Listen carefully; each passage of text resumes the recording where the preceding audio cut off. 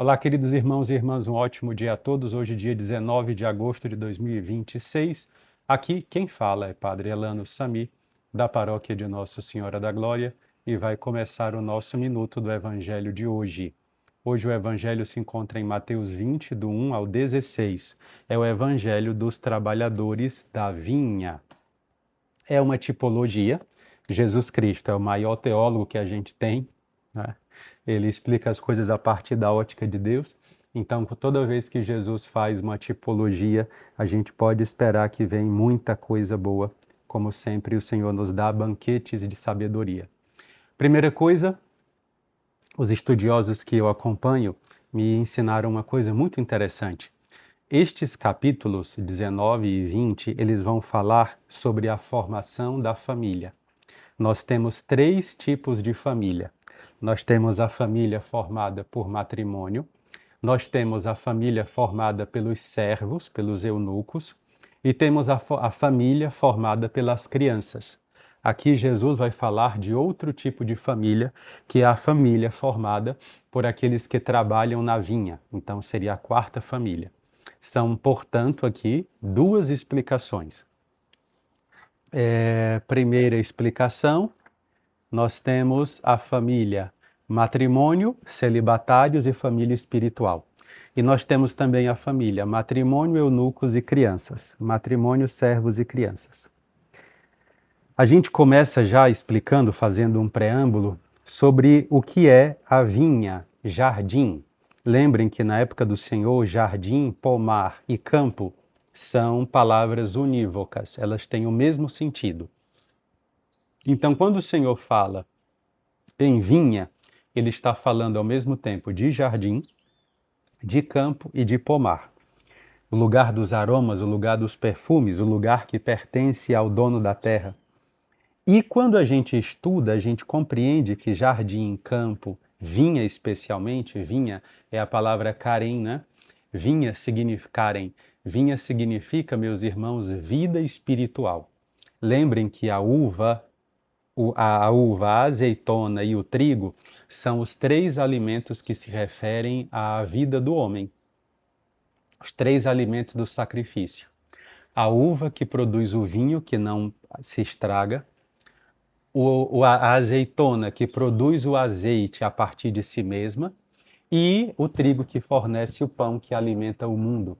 Então, são três alimentos básicos que, quando o homem trabalha, se transformam em alimentos transcendentais, né? O vinho, o azeite e o pão. O trigo, a azeitona e a uva.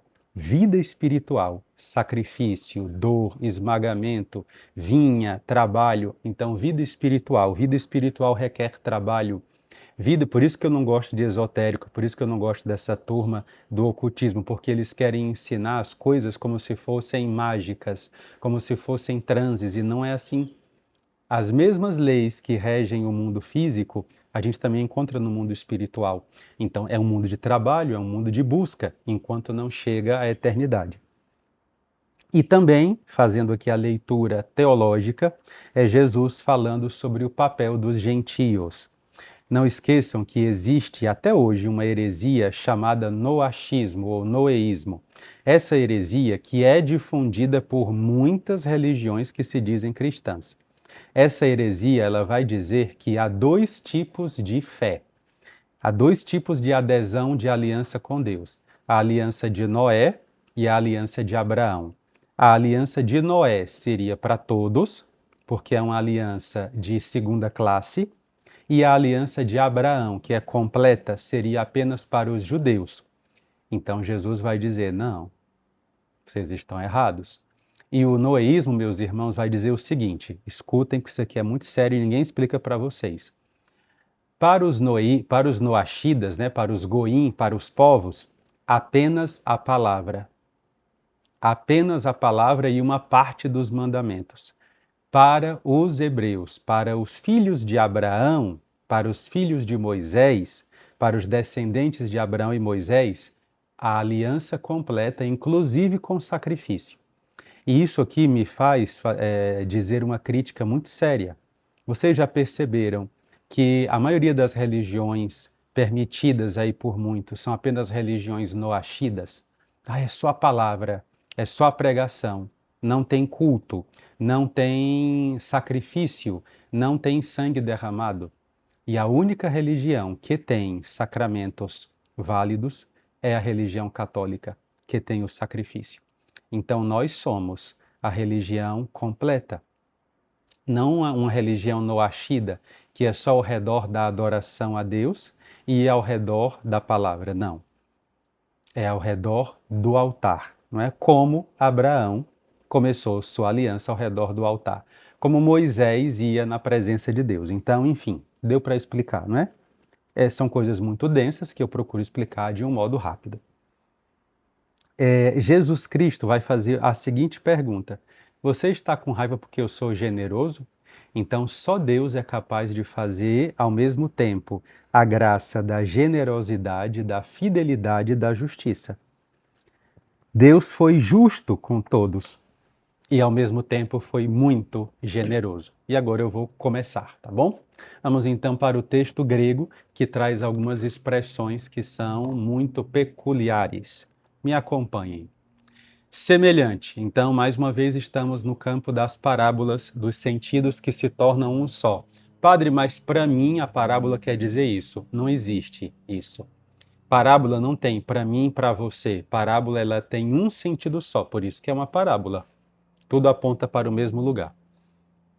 O reino dos céus é como um homem dono de casa. Um homem dono de casa, que depois vai se tornar o senhor da vinha. O homem dono de casa é o administrador, é aquele que tem a posse da terra. Ele saiu cedo de manhã. Por que ele sai cedo de manhã? Porque ele quer que a sua vinha produza. E o que significa esse sair cedo de manhã para contratar?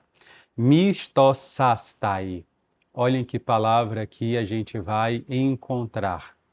Mistosastai significa alugar, arrendar. Então, meus irmãos, acabem com toda essa leitura da dialética do senhor e do escravo marxista, pobre, sem sentido, vazia. Acabem com isso. A Bíblia é anterior a isso. Então, esse contratar aqui não é, ei, agora eu vou explorar sua mão de obra, vem aqui que eu vou lhe pagar no princípio da mais-valia. Não, não é isso. Sabe o que é que o Senhor está dizendo aqui? Eu vou dar para vocês a minha vinha, eu vou arrendar a minha vinha. Eu não vou só contratar vocês para mim, eu vou deixar que vocês produzam. E o que vocês produzirem é de vocês. A vida espiritual é assim. Quando a gente se santifica, quando a gente vive a vida espiritual, a gente se beneficia. Então, o Senhor da vinha, né, o dono, o pai, o dono da casa, oikodesponte, aquele que domina tudo, né, aquele que manda sobre tudo, ele diz: a vinha eu quero entregar a vocês, e eu quero entregar bem cedo, para que tudo que vocês produzirem seja de vocês. Então ele saiu bem cedo para contratar trabalhadores. Ergatás. Trabalho, meus irmãos, significa obediência aos mandamentos. Então a vinha do Senhor funciona como? Quando a gente obedece aos mandamentos. Quando a gente segue o que o Senhor falou. Então a igreja é a vinha, eu sou o trabalhador que por meio da minha obediência a Deus vou produzindo frutos, e esses frutos também são para mim, também são meus.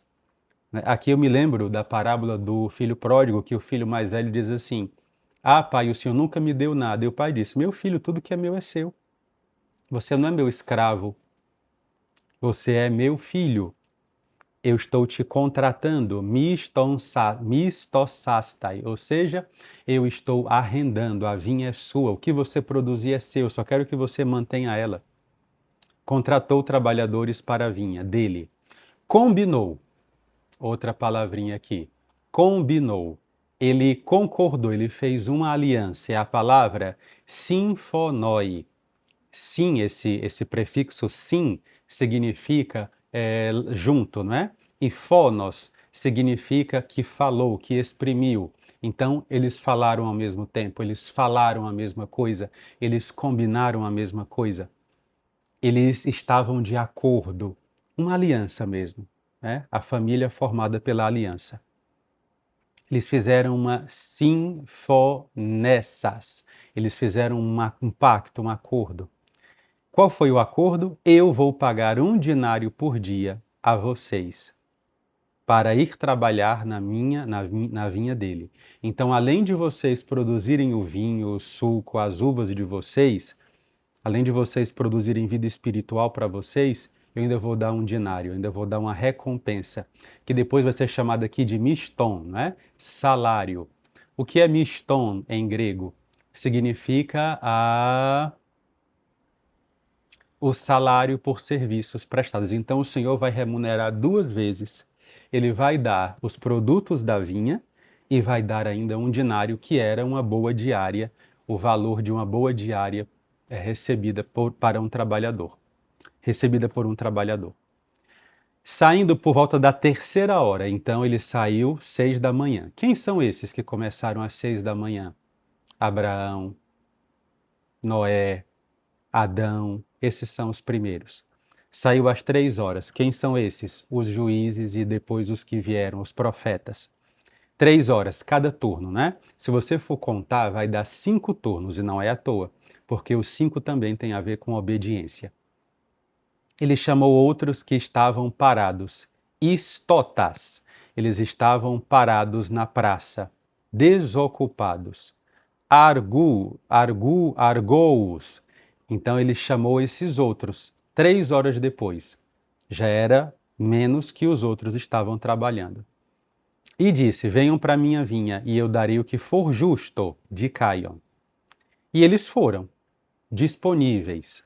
Novamente saiu por volta da 6ª hora, já no final do dia. 6ª hora. E 9ª hora, na última vigília, já aqui 3 da tarde.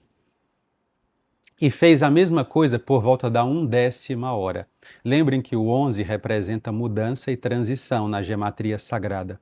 E a 1/10ª hora é 17 horas, 5 da tarde.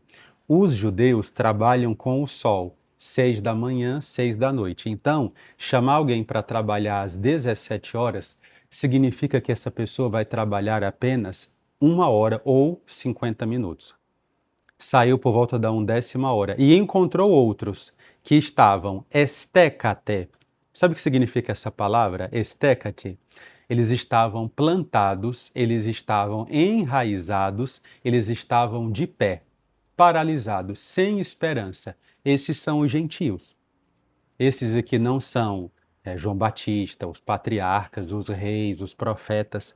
Esses somos nós, os gentios, que antes estávamos fora do povo de Deus.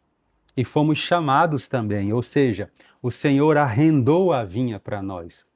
O Senhor disse: a vinha também é de vocês. Essa visão vai de encontro com a teologia de Isaías, que é a teologia universalista, de que o povo de Deus será a luz para as nações. Então, não tem esse negócio de goim e filhos, não tem esse negócio de cachorrinho e filho, não tem esse negócio de estrangeiro e povo de Deus. O Senhor quer todos na vinha. Ah, padre, o Senhor quer nos explorar? Repito, não. Ele quer que nós produzamos frutos para nós. Existe aqui uma crítica necessária. Muitas pessoas acham que trabalhar significa algo ruim. Meus irmãos, trabalhar é quando você multiplica. Eu agora, por meio desse vídeo, que para mim é um ofício, é um trabalho de evangelização, eu estou multiplicando uma coisa boa. Algo bom está nascendo no mundo. Esses vídeos vão ficar circulando. Ah, mas isso aqui eu estou sendo oprimido pelo Instagram. Não, não é essa a visão que eu tenho. Então o Senhor está falando sobre isso, não é?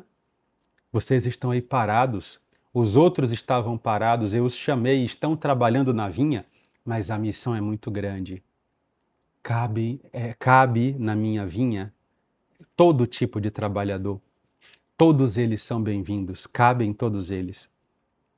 Por que estáis aí parados? O primeiro, eu estava aqui pensando enquanto pregava para vocês, por que eles estão na ágora? São aqueles que lutam pela sabedoria, aqueles que estão na vida da sociedade. Venham para a minha vinha, venham para a minha igreja, venham trabalhar a vida espiritual de vocês. Venham receber o denário e ainda multiplicar as uvas da vida de vocês. E ele perguntou: por que vocês estão aí desocupados? Argoi. A ele responderam: porque ninguém nos contratou. porque ninguém confiou a vinha a nós, porque ninguém acreditou em nós. E isso é verdade. Muitas pessoas não conseguem provar o seu valor porque não recebem nada em confiança. Ninguém nos contratou. Disse a eles: Ide também vós para a minha vinha. E à tarde, mas não prometeu nada, não é? Ide para a minha vinha. Ou seja, só em vocês trabalharem na vinha já é uma graça. Então são três graças. Primeira, trabalhar. Segunda graça, receber as uvas, o vinho e o suco. E terceira, o dinário. A estes nem foi prometido dinário. Venham para a minha vinha. Chegou a tarde. Diz o Senhor da vinha, não é mais o dono da casa, é o Senhor da vinha, é Jesus no seu retorno. Disse o Senhor da vinha ao administrador dele, somos nós na igreja, nós que temos missão de pastoreio. Diga a eles, e também os anjos, né, cumprem esse papel. Chama os trabalhadores, chama aqueles que têm obedecido desde Adão, desde Noé, desde Abraão, desde Isaac, chame-os todos, e pague a eles um salário, miston. Pague a eles aquilo que eu acertei com eles, miston, que significa a recompensa. Recompense a todos. Quarta graça. Trabalharam na terra, receberam as uvas, o suco, o vinho, receberam o dinário e vão receber uma recompensa. Paga a eles uma recompensa, começando dos últimos até os primeiros.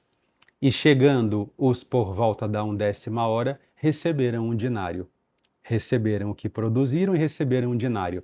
Aqui se explica a parábola. É o Senhor dizendo: você trabalhando na minha vinha, você sai ganhando. Você se beneficia. A grande graça é trabalhar comigo, diz o Senhor. E é verdade.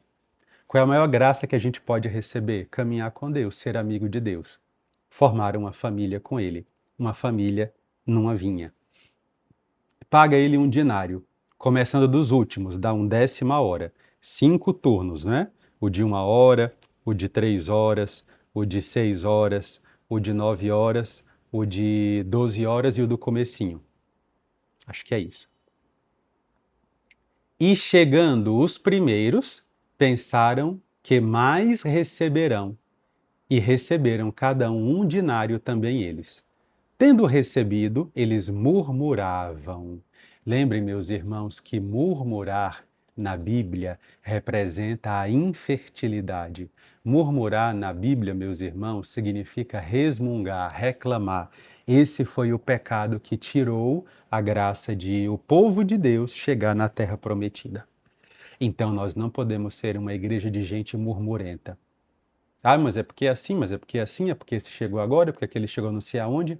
Não murmure, nem em casa, nem no trabalho, nem na igreja. Não sejamos uma geração murmurenta, porque quem murmura perde a amizade de Deus. Porque a murmuração é um pecado contra o primeiro e o segundo mandamentos. Então, quem murmura está pecando contra Deus, reclamando da bondade dele. Quem murmura está perdendo a chance de glorificar a Deus. Deus nunca foi infiel conosco. E Deus não tem dívida nenhuma conosco. Se Deus quiser abençoar alguém que está chegando agora mais do que a mim, eu só posso dizer: bendito seja o nome do Senhor. Eles murmuravam contra o dono da casa, dizendo: estes últimos uma só hora fizeram, e tu os igualas a nós mesmos? Os judeus que não queriam ser igualados aos pagãos, que se convertiam. Por quê? Porque na hora da missa, na Eucaristia, que já acontecia desde o primeiro século, São Paulo, no ano 35, já fala sobre a Eucaristia. Ali, naquela hora, todos se sentavam para a mesma ceia. Eles murmuraram, dizendo: nós suportamos o peso do dia e o calor. É verdade. Mas mesmo assim, eu não fui injusto com vocês. O restante eu conto na Santa Missa. Hoje celebro 18h30, a Igreja da Glória. Em nome do Pai, do Filho e do Espírito Santo. Amém. Curta, comente, compartilhe. Tchau.